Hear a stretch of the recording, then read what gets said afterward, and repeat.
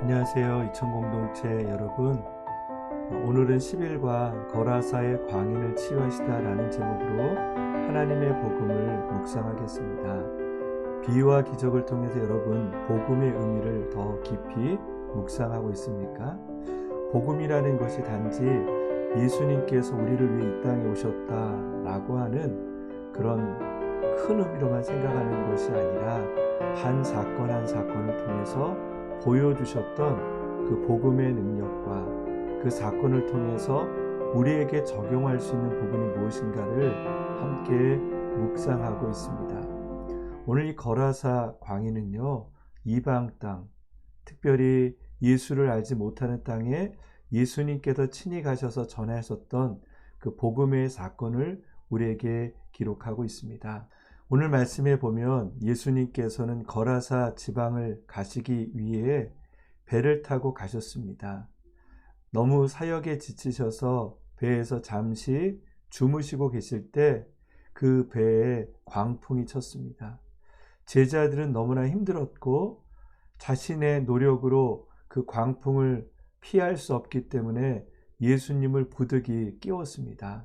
그때 예수님께서 그 풍랑을 잠잠케 하시는 걸 보며 도대체 이분이 누구시건데 바람과 물조차도 그분에게 복종하느냐라고 말합니다. 즉 이 거라사 지방을 가시기 위해서 예수님은 광풍을 넘어서 굳이 이 이방인의 땅으로 가셨던 것이죠.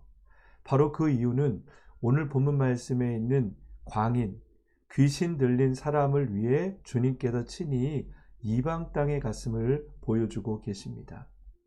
오늘 광인을 향한 주님의 사랑을 통해서 예수 그리스도의 사랑을 함께 묵상하길 원합니다.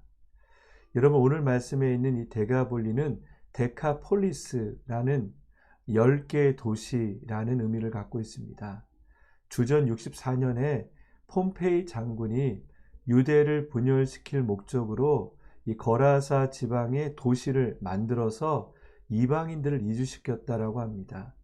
그 당시에 대략 18,000명 정도의 사람들이 살던 곳이고요. 그곳에 고고학자들이 발견한 유적을 보면 2개의 야외 원형극장, 또 1000평의 대규모 목욕탕, 로마 신전과 많은 우상들이 있었던 곳이라고 합니다. 다른 말로 하면 이 데가폴리스는 로마의 힘과 문화를 드러내며 또한 인간의 죄와 폭력을 드러내는, 다른 말로 하면 우리가 살고 있는 현대 도시와 같은 곳이 이 데가볼리입니다. 예수님께서 왜 거기를 가셨는지 단 한 가지 사건밖에 나오지 않습니다. 바로 이 거라사의 광인을 치료하시기 위해서 바로 그 땅에 가셨던 것이죠. 다른 말로 하면 예수님에게 정말 중요했던 것은 한 영혼을 위한 그 마음이었다라는 것입니다. 오늘 말씀 가운데 있는 거라사 광인은 어떤 모습일까요? 마가복음 5장 4절 5절 말씀에 보면 그는 여러 번 쇠사슬로 손발이 묶이기도 했지만 번번이 사슬을 끊고 발에 찬 쇠고랑도 깨뜨렸습니다. 아무도 그를 당해낼 수 없었습니다. 그는 밤낮으로 무덤들과 언덕을 돌아다니며 소리를 지르고 돌로 자기 몸을 찢곤 했습니다. 그는 사람이 사는 곳에 살지 않았습니다. 무덤과 언덕을 살았고 옷을 찢었다, 옷을 입지 않는다, 창피한지도 모르고 인간답게 살지 못하는 그런 삶을 살았습니다. 왜 그가 그렇게 살았을까요? 바로 오늘 말씀에 있는 것처럼 귀신에 들렸기 때문입니다. 여러분, 우리가 귀신을 믿는 것은 영적인 존재를 믿는 것입니다. 하나님께서 영인 것처럼 또한 우리의 삶에 악한 영이 있음을 보게 됩니다. 그 악한 영에 들렸던 광인이 마가복음 5장 6절 말씀에 보면 예수님께 달려오고 있습니다. 그런데 그가 멀리서 예수를 보더니 달려가 그 앞에 엎드려 절을 했습니다. 그러고는 찢어질 듯 큰 소리로 외쳤습니다. 지극히 높으신 하나님의 아들 예수여, 제가 당신과 무슨 상관이 있습니까? 제발 저를 괴롭히지 마십시오. 이 광인은 예수님께 달려왔습니다. 처음에는 예수님인지 몰라봤을 것입니다. 예수님도 놀라게 하고 무섭게 하기 위해서 왔다가 예수님을 알아보고 그에게 무릎을 꿇는 장면이 나와 있습니다. 지극히 높으신 하나님의 아들. 이것은 예배가 아니라 그가 영적인 존재이기 때문에 예수님이 어떤 분이심을 알았던 것이죠. 그런데 그는 제가 당신과 무슨 상관이 있습니까? 제발 저를 괴롭히지 마십시오. 이런 말로 한 것은요, 자신은 하나님의 영역 안에 있지 않는 것처럼 말하는 것입니다. 나는 하나님의 주권 안에 있지 않고 하나님의 주권과는 다른 삶을 살고 있으니 저를 괴롭히지 말아달라라는 말입니다. 여러분, 귀신은 주님께 그렇게 말할 권리가 없습니다. 왜냐하면 주님은 자연만이 아니라 모든 영을 통치하는 분이시기 때문이죠. 더구나 주님께서는 귀신의 활동에 관심은 없을지 모르겠지만 정말 중요한 건 그 귀신 들린 한 영혼에 관심이 있었다라는 것이죠. 예수님은 그 광인에게 물어봅니다. 사실은 그 사람에게 물어본 것이 아니라 그 사람 안에 있는 귀신에게 물어본 것이죠. 내 이름이 무엇이냐? 그때 그는 저는 군대입니다. 레기온이라는 뜻으로 로마의 군단급을 얘기하는 것입니다. 대략 한 6천 명 정도의 사람. 여러분, 이 한 영혼 속에 이렇게 6천 마리의 귀신이 있다는 게 얼마나 놀랍습니까? 우리의 공간적인 개념으로는 이해가 되지 않습니다. 하지만 한 영이 그렇게 많은 귀신이 붙들려 살 수 있다는 것을 보게 됩니다. 여러분, 이 모습을 통해서 이것을 현대인의 모습으로 볼 수 있다라고 저는 묵상했습니다. 여러분, 우리는 누구에게 속한 사람입니까? 하나님께 속하든지 아니면 세상에 속하든지 둘 중에 하나이죠. 만약에 우리가 하나님께 속하지 않으면 세상의 많은 영에 붙들려 살 수밖에 없죠. 오늘 이 광인처럼 우리를 붙들고 있는 수많은 어둠의 영들, 세상의 영들이 있습니다. 성공이라는 이유로, 또한 우리의 삶에 있는 두려움이란 이유로 너무나 많은 귀신들이, 거짓 영들이 우리를 붙들고 우리를 무언가에 이끌려 살게 하는 것이지요. 이 불쌍한 광인을 다른 사람들은 외면했습니다. 그에게 쇠사를 묶고 또한 그를 사람들이 없는 곳에 두어서 단지 자신들이 방해받지 않길 원하는 그런 마을 사람들의 모습을 보게 됩니다. 아마 현대인들의 모습이 이렇지 않나 생각이 듭니다. 큰 도시에 수많은 사람들이 있지만 이 땅에 소외되며 광인과 같은 사람들이 있지만 우리는 그들을 돌아보지 않고 그들이 다른 사람을 피해주지 않게 그저 살아가길 원하는 현대인들의 모습은 아닌가라는 묵상을 해봤습니다. 하지만 주님은 그렇지 않았습니다. 주님은 한 영혼을 위한 마음, 많은 사람들이 외면했던 이 한 사람을 위해서 주님은 거라사 지방까지 오신 것이죠. 여러분, 복음은 그래서 효율적인 것이 아닙니다. 여러분, 복음이 효율적이라면 주님은 이방 땅에 오실 필요도 없었고 단지 한 사람을 위해서 12 제자와 함께 그곳에 오실 필요는 없었습니다. 효율의 관점으로 살아갈 수밖에 없는 현대인들에게는 너무나 맞지 않은 사건입니다. 복음은 그런 것입니다. 복음은 효율이 아니라 사랑입니다. 복음은 능률이 아니라 거룩한 낭비인 것이죠.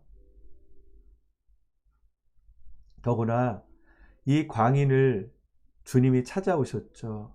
광인이 주님을 찾아간 것이 아니라 그 이방 땅으로 친히 주님께서 찾아가신 것입니다. 더군다나 주님은 광풍을 뚫고 제자들과 함께 그 광인을 만나기 위해서 가신 것이죠. 그 과정 가운데 제자들은 죽음의 공포를 경험했습니다. 그럼에도 불구하고 주님은 이 한 영혼을 위해서 그 땅까지 가신 것이죠. 바로 그것이 복음의 사랑입니다. 여러분, 그 복음의 사랑이 더 극명하게 나타나는 것이 귀신들의 요청이었습니다. 12절 13절 말씀 제가 읽겠습니다. 더러운 귀신들이 예수께 예언했습니다. 우리를 저 돼지들 속으로 보내주십시오. 그 속으로 들어가게 해주십시오. 예수께서 허락하시자 더러운 귀신들이 나와서 돼지들에게로 들어갔습니다. 그러자 2,000마리 정도 되는 돼지떼가 비탈진 뚝을 내리달아 호수에 빠져 죽었습니다. 오늘 말씀을 보면서 왜 귀신들이 돼지떼에 들어가 달라고 허락을 요청했을까요? 여기에 대해서 제가 주석을 보면서 발견했던 것은요, 귀신들이 사람의 영혼을 떠나면 이제 무저갱, 지옥으로 가야 되는데 그 지옥이 귀신에게도 너무나 두려운 곳이라는 것이죠. 그래서 그들은 다른 곳, 사람의 몸이 아니면 저 짐승의 몸으로 들어가게 해달라고 요청했다라는 것이죠. 그런데 그들이 들어갔던 곳이 바로 이 돼지떼 2,000마리 정도라고 말합니다. 여러분, 돼지가 한 마리에 제가 도매가를 인터넷에서 봤는데 대략 한 40만 원 정도라고 합니다. 그래도 한 8억 정도 되는 가치죠. 아마 사람들에게는 광인보다 2,000마리의 돼지가 더 가치 있어 보일지 모르겠지만 한 영혼을 사랑하시는 주님에게는 그 2,000마리의 돼지보다 오히려 이렇게 한 영혼을 더 소중히 여김을 보여주고 계십니다. 그런데 왜 이 귀신이 들어간 돼지는 바다에 빠져 죽게 됐을까요? 여러분, 이것을 보고 어떤 사람은요, 예수님께서 돼지떼를 죽였다라고 말하는 분도 계세요. 그거는 잘못된 말입니다. 왜냐하면 귀신들은요, 우리를 죽이며 자해시키는 영이기 때문이죠.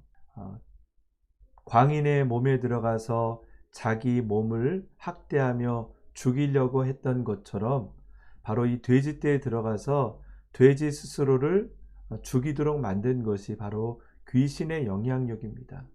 여러분, 하나님의 영향력에 있지 않으면 우리는 무언가를 파괴하고 스스로를 파괴할 수 있는 존재가 된다라는 것이죠. 주님께서는 그런 우리의 모습을 위해서 이 땅에 오신 것이죠.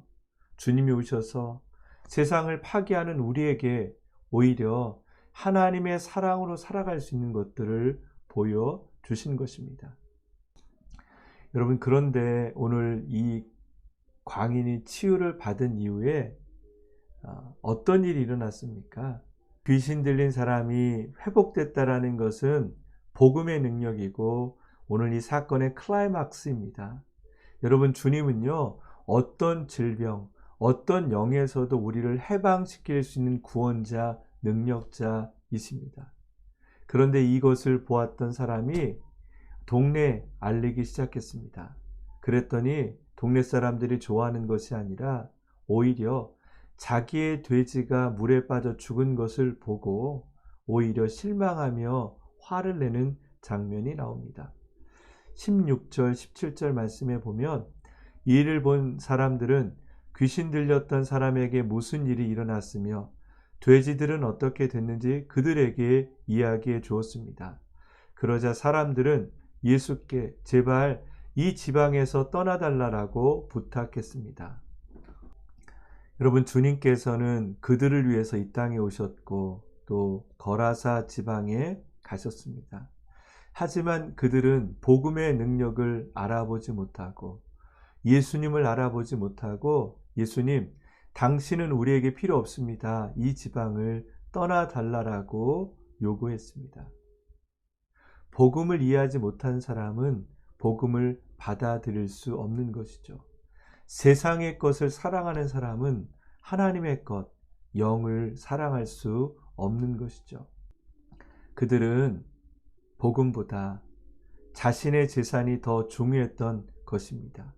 아마 그들에게는 그날이 복음의 기쁨을 경험한 날이 아니라 오히려 재앙을 경험했다라고 생각했을 것입니다. 하지만 복음을 경험한 사람이 있습니다. 바로 광인이죠.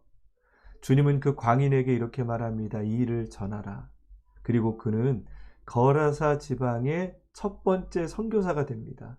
그는 그 복음의 능력을 자기의 가족과 다른 사람들에게 예수님의 능력을 전했던 것입니다. 사랑하는 여러분, 오늘 본문의 말씀을 통해서 여러분 다시 한번 우리를 향한 주님의 복음을 묵상하셨습니까? 주님께서는 자신이 익숙한 땅이 아니라 낯선 땅, 거라사 땅, 이방인의 땅, 우상이 많은 그 땅까지 한 영혼을 위해서 오셨던 것입니다. 그리고 그의 영혼을 위해서 수천 마리의 돼지떼도 아까워하지 아니하시며 오히려 그 영혼의 해방을 하나님은 원하셨던 것이죠. 주님은 우리의 삶을 그렇게 축복하길 원하십니다. 우리의 삶이 세상에 속한 것이 아니라 하나님에 속한 영원한 자유를 누리길 원하십니다. 여러분, 무엇을 많이 가졌냐가 자유를 누리는 것이 아니라 예수님께 속한 것이 참 자유를 누리는 것입니다. 복음 안에서 우리의 삶이 하나님의 자유를 누릴 수 있는 축복이 있기를